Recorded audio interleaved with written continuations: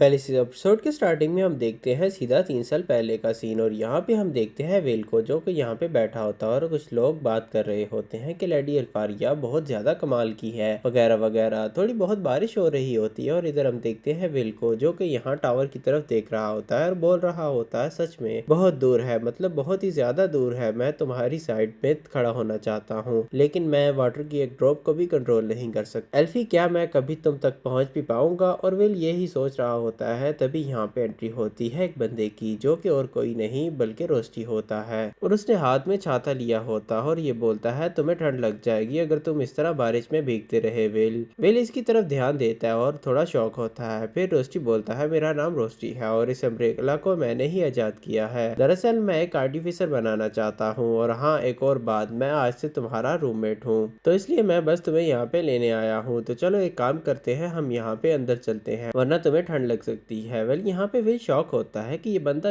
आखिर है कौन और ये कहाँ से आया अचानक से और मुझसे बात कर रहा है। वेल, यहाँ वापस से सीन प्रेजेंट में आता है और हम देखते हैं यहाँ पे हेडमास्टर्स को, जो कि विल को हील कर रही होती हैं। और यहाँ पे हम देखते हैं एक बंदे को, जो कि बोल रहा होता है दरअसल तुमने यहाँ पे मैजिक क्वींस की लेगेसी को मास्टर कर लिया है। वेल, ये बोलती है हाँ तुम ऐसा कह सकते हो, मतलब हेडमास्टर्स बोलती है, ऐसा बोल रही होती है कि हाँ तुम ऐसा कह सकते हो। विल को अकेडमी के अंदर रखा मैंने था, जिसकी वजह से मेरी ड्यूटी है कि मैं इसको गाइड करूं और इसे सपोर्ट करूं और उसकी मेमोरी को एडिट करने या प्रोसेस करने में उसे स्मूथली रखूं, जिसकी वजह से फाइनली अपने नॉर्मल फॉर्म में वापस आ जाएगा। और यहाँ पे हम देखते हैं विल को, जो कि रो रहा होता है और वो अपने ख्वाब में रोस्टी को देख रहा होता है। सीन शिफ्ट होता है और हम यहाँ पे देखते हैं वर्कनर को, जिसकी अभी अभी आंख खुलती है और इसके बगल में यहाँ पे एक क्लैरी और एडवर्ड होते हैं। वो बोलते हैं वर्कनर तुमको होश आ गई है। और जो वर्कनर होता है वो क्लैरी को देख के बोलता है क्लैरी तुम यहाँ पे क्या कर रही हो, और एडवर्ड से भी बात करता है। और फिर ये लोग बोलते हैं क्या तुम ठीक हो,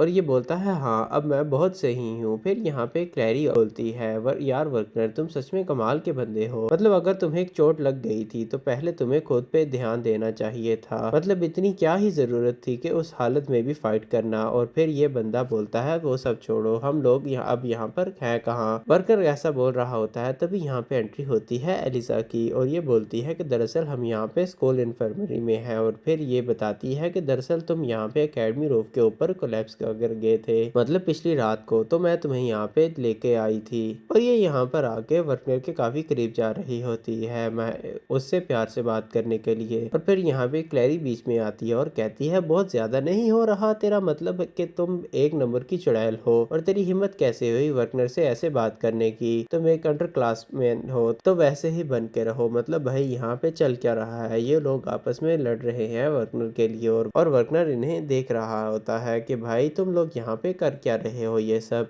यहाँ पे हम देखते हैं एलिजा को और वो बोल रही होती है कि हाँ हाँ मुझे पता है कि आप मुझसे सीनियर हो, मैं आपसे छोटी क्लास में थी, बट इसका मतलब क्या हुआ। और यहाँ पे ये लोग बहस करना शुरू कर देते हैं। फिर यहाँ पे बाक्स्टर आता है और बोलता है चुप हो जाओ, बकवास बंद करो सब अपनी, ये सब छोड़ो, ये बताओ कि आखिर यहाँ पे विल कहाँ है। और जैसे वो उतर के यहाँ से भागने वाला होता है, यहाँ पे एडवर्ड जो होता है वो उसे रोकता है और बोलता है बस बहुत हो गया, विल बिल्कुल ठीक है और खुद हेडमास्टर्स उसे देख रही हैं, मतलब तुम्हें टेंशन लेने की कोई जरूरत नहीं, तो चुपचाप अपने बेड में जा और आराम कर। और ये लिटरली उसे यहाँ पे उठा के बेड पे पटक देता है और कहता है तुम जहाँ से हिलना मत जब तक तुम ठीक नहीं हो जाते। सीन शिफ्ट होता है और हम यहाँ पे देखते हैं लायरल को और वो क्लास में दौड़ के आता है और बोलता है कि तुम सबको पता है क्या, अपना प्रोफेसर वर्कनर ठीक हो गया है और विल भी ठीक हो गया है। और ये बोलते हैं क्या तुम सच बोल रहे हो, मतलब क्या सच में वर्कनर और विल ठीक हो गए हैं। तभी लायरल बोलता है कि हाँ बिल्कुल, दरअसल प्रोफेसर एलिजा ने ये बात बोली है मुझसे। ये बोलते हैं कि हाँ ओ ये सच में कमाल की बात है। और फिर हम देखते हैं यहाँ पे जूलियस को, वो यहाँ पे आता है और वो बोलता है कि आखिर तुम लोग इतना उछल क्यों रहे हो, वैसे भी उस बंदे के पास इतनी खतरनाक पावर है, तुम्हें क्या लगता है वो बंदा अपने आप को नहीं बचा पाएगा, तुम्हारे कहने से कुछ नहीं होगा और तुम्हें उसके बारे में इतना सोचने की जरूरत नहीं। मतलब ये यहाँ पे बहुत ही बुरे तरीके से उनसे बात कर रहा होता है और उन लोगों को काफी बुरा लगता है। यहाँ पे तभी हम देखते हैं एमा को और वो बोल रही होती है तुम्हें शर्म नहीं आ रही, तुम यहाँ पे विल के बारे में कैसे बात कर रहे हो, उसने यहाँ पे तुम्हारी जान बचाई है और सच में यार इससे अच्छा तो तुम पुराने सेल्फ वाले ठीक थे। तभी यहाँ पे ये बंदा बोलता है मुझे मेरे पुराने सेल्फ से ना कंपेयर करो। और फिर यहाँ पे ना जूलियस आता है और वो बोलता है देखो तुम लोग कोई दूध के धुले नहीं हो, तो लोग भी पहले विल को नापसंद किया करते थे और अचानक आज तुम्हें हमें विल अच्छा लगने लगा है। और यहाँ पे लायरल इनकी लंका लगा रहा होता है और तभी हम देखते हैं यहाँ पे एंट्री होती है विग्नल की और वो बोलता है, देख भाई, अगर तू यहाँ पे उसके बारे में अच्छा नहीं बोल सकता तो बुरा भी मत बोल। ऑफ कोर्स उसने तेरी जान बचाई है और हम सबकी भी जान बचाई है, तो कम से कम उसके लिए थोड़ा तो ग्रेटिट्यूड रख। और यहाँ पे जूलियस बोलता है, हाँ मुझे पता है। और यहाँ पे वो गुस्सा करके जाने लगता है और बोलता है, वैसे भी क्या ही फर्क पड़ता है, कौन सा वो बंदा टावर पे चले जाना वाला है। और इतना बोल के यहाँ से निकल जाता है। सीन शिफ्ट होता है और हम यहाँ पे देखते हैं एरन को और वो यहाँ पे पूरी सिटी के ऊपर देख रहा होता है और बोल रहा होता है, आखिरकार ये सब किसने किया, इस पे अटैक कैसे हुआ और ये यहाँ पे किस अभी तक अननोन है कि किस बंदे ने किया। एक काम करते हैं कि इन्वेस्टिगेशन टीम को डिवाइड करते हैं 2 फ्रैक्शंस में ताकि ये लोग जल्दी जल्दी से बात का पता लगा सकें और यहाँ पे जितनी जल्दी हो सके कैपिटल को रिपेयर किया जा सके। मतलब यहाँ पे इस लड़की को समझा रहा होता है ये और ये बोल रहा होता है कि एक और बात, विल सैरफर्ड वो इस एकेडमी का स्टूडेंट है ना। और वो बोलती है, हाँ है, एकेडमी का स्टूडेंट है। और फिर हेरोन बोलता है, तो आखिरकार कैसे 6 सालों तक उसकी प्रेजेंस हमसे छुपी रही, मतलब आखिरकार हमें उसकी प्रेजेंस का फील क्यों नहीं हुआ। फिर ये लड़की बताती है कि दरअसल ये आज सारा काम हेडमिस्ट्रेस का है, उन्होंने विल को बचा के रखा होगा जब तक वो फुली मैच्योर न हो जाए। और फिर हेरोन बोलता है, हाँ डायन कहीं की, उसका यही काम है, उसने आज तक पता नहीं कितने डिसीजंस मुझसे पीछे बिना लिए हैं, बट खैर कोई नहीं, अब मैं बोल रहा हूँ वो ध्यान से सुनो। दरअसल अभी के बाद विल का सुपरविजन है वो फिन करने वाला है। और वेल इस बात को सुन के लड़की जो होती है उसे थोड़ा सा बुरा लगा है, मतलब कि उसे समझ नहीं आ रहा होता कि आखिरकार यहाँ पे एरन बोलना क्या चाह रहा है। वेल तभी हम देखते हैं यहाँ पे एंट्री होती है बाकी के तीनों मैजी वेंडर की और भाई ये लोग यहाँ पे आए हुए होते हैं बेसिकली बात करने के लिए उनकी एकेडमी के ऊपर अटैक किसने किया। और फिर ये लोग यहाँ पे एरन से बात करते हैं और पूछते हैं, एरन बताओ तुम्हें इसके बारे में क्या पता लगा है, मतलब मीटिंग को लेके, और हम यहाँ पे जो भी प्रूफ होगा उसका एकदम नजर से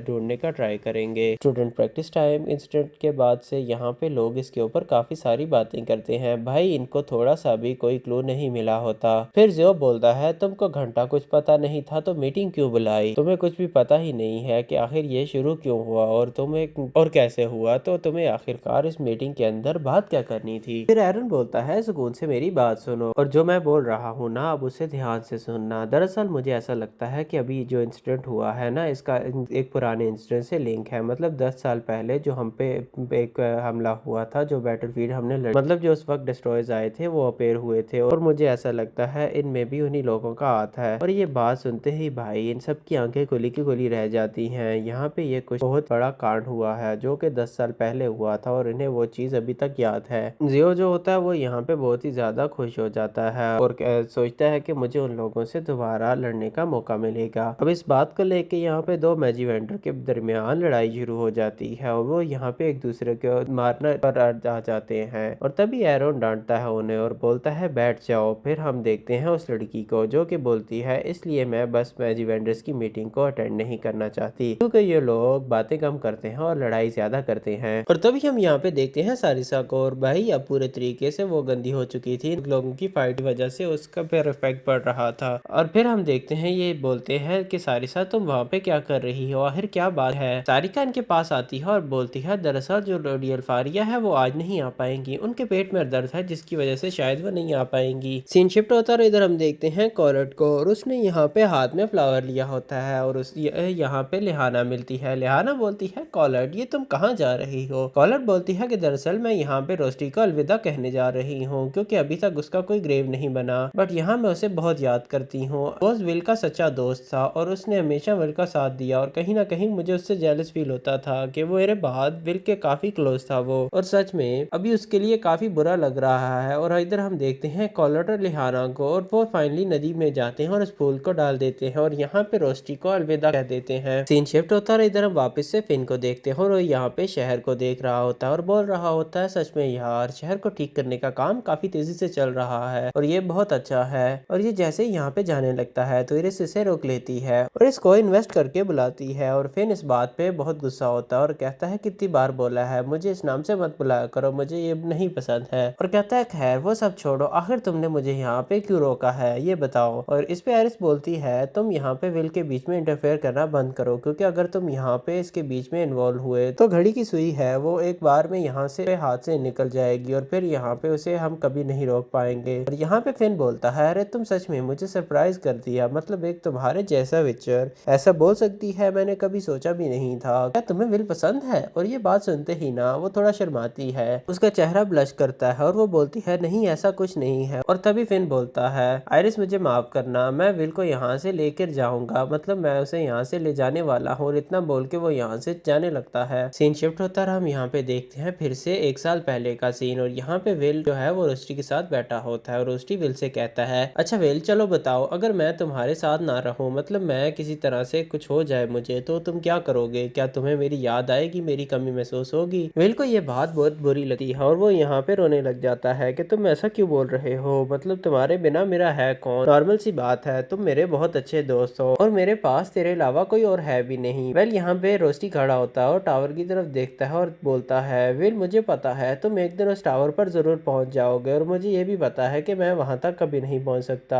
बट हाँ एक बात हमेशा याद रखना कि मेरी नजर हमेशा तुम पर रहेगी, मतलब तुम्हें जब भी मेरी जरूरत होगी मैं तुम्हें वहां पे खड़ा मिलूंगा। और यहाँ पे सीन फिर से प्रेजेंट में शिफ्ट होता है और हम देखते हैं विल को जो कि रूम में बैठा होता है और वो अपनी यादों में रोस्टी को याद कर रहा होता है, वो अपनी पूरी मेमोरीज को याद कर रहा होता है जो उसने उसके साथ गुजारी थी। विल यहाँ पे तैयार होता है और अकेडमी में जाने वाला होता है क्योंकि भाई फाइनली आज अकेडमी का लास्ट दिन है जहाँ पे इन लोगों का ना ग्रेजुएशन की डिग्री जाने वाली है। और यहाँ पे हम देखते हैं विल को जो कि अच्छे से अपना मुंह हाथ धोता है और तभी उसकी नजर रोस्टी की डेस्क पर पड़ती है और वो यहाँ पे जाता है और उसकी चेयर पर बैठता है और फिर से उसे सोचता है और इस बार वो उसे गुड बाय बोलता है और कहता है मैं तुमसे जल्द से जल्द मिलूंगा, अभी मैं अकेडमी के लिए जा रहा हूँ। और वो यहाँ से निकल जाता है और हम फाइनली देखते हैं यहाँ पे अकेडमी का सीन जहाँ सभी लोग बैठे हुए होते हैं और यहाँ पे एंट्री होती है रोस्टी की पूरी क्लास की। और यहाँ पे हम देखते हैं हेडमिस्ट्रेस को जो काफी लंबा भाषण देती हैं और फिर वो बोलती हैं कि यहाँ पे कुछ बच्चों के नाम लिए जाएंगे, मतलब यहाँ पे करीब 250 स्टूडेंट्स हैं जो कि यहाँ पे ना अब अकेडमी से ग्रेजुएट हो चुके हैं और इसके अंदर यहाँ पे ना लगभग सभी बच्चों के नाम आता है, मतलब इसके अंदर विल भी होता है। और हम देखते हैं इन सबको यहाँ पे इनका सर्टिफिकेट दिए जा रहे होते हैं और फिर यहाँ पे हेडमिस्ट्रेस बोलती हैं कि अब मैं अनाउंस करने वाली हूँ वैसे बच्चों के नाम जो कि टावर में जाने वाले हैं और जैसे जैसे उनके नाम लिए जाएं वो चुपचाप यहाँ स्टेज पे आ जाएं। और यहाँ पे सबसे पहला नाम होता है लिहाना का और इसके बाद विग्नल का और सियोन का, और जैसे तुम अभी तक जानते हो इसके अंदर एमा भी होती है, जूलियस भी होता है, मतलब बहुत सारे बच्चे होते हैं और अभी तक यहाँ पे टोटल 49 स्टूडेंट्स को नाम लिए जाते हैं और अब लास्ट में बस एक लास्ट नाम बचा होता है। और यहाँ पे विल पूरे तरीके से उम्मीद हो चुका होता है कि भाई उसे भी अब ये हैट मिलने वाली है और वो बोलता है अल्फारिया मुझे माफ करना, मतलब मैं टावर पे आ ही नहीं पाऊंगा। और तभी इसकी हेडमास्टर बोलती है कि अभी तक यहाँ पे 49 बच्चों का ना टावर पे जाने के लिए हैट दी गई है, वेल अब बारी है कि ऐसे बच्चे की जिसको कि हमने यहाँ पे एकदम लास्ट मोमेंट पे डिसाइड करा है ये हैट देने का। और यहाँ पे ये बात सुनते ही जो वर्नर एडवर्ड होते हैं उनकी आंखें खुले की खुली रह जाती हैं, मतलब भाई यहाँ पे ये समझ चुके होते हैं कि हेडमास्टर जो है वो आगे किस बच्चे का नाम लेने वाली है। फिर हेडमास्टर बोलती हैं यहाँ पे जो कंडीशंस होती हैं एडवांसिंग के लिए, पहला तो ये होता है कि हमें यहाँ पे ना कम से कम 7200 क्रेडिट्स को अर्न करना होता है,